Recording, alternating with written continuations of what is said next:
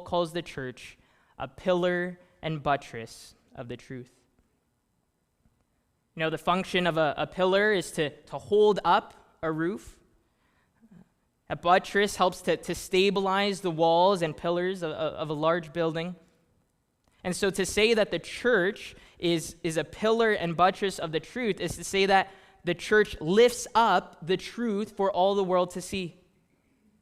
It's to say the church helps to hold the truth steady.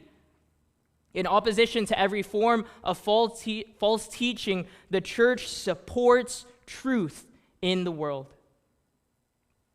And let me clarify, I am not saying that the truth originates from the church or that the church determines what the truth is.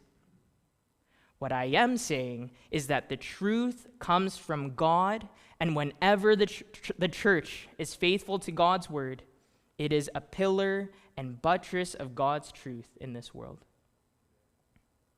In other words, the church is truth-bearing, not truth-making. The church supports and displays the truth of God to the world. Philip Graham Ryken notes that it may be significant in this verse that the Greek leaves out the definite article in verse 15, and so it reads a pillar rather than the pillar. And this may signify that every Christian congregation is one pillar of truth. You know, the Ephesians, they were reminded of this every time that they saw that temple of Diana, which had more than 100 iconic columns, each 6 stories high. And so many pillars were needed because the entire roof was made of marble. Without all of these pillars, the temple would collapse rather than remaining visible for miles around. And similarly, every church is a pillar that helps to bolster the truth of Jesus Christ, holding it up for the world to see. You know, this is why, even earlier, this is why Kevin prayed for Mount Pleasant and our NEB church and Emmanuel Baptist who meets here. Why? Because we recognize that Pineland Baptist is not the pillar of the truth.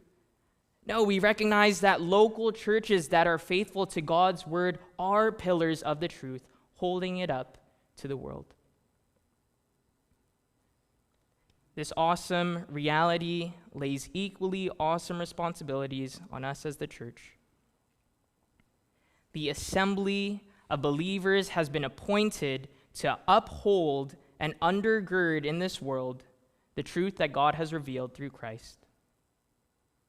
And so in the midst of a relativistic culture that says there's no absolute truth, we are called to proclaim the truth. If we don't hold up the truth, who will?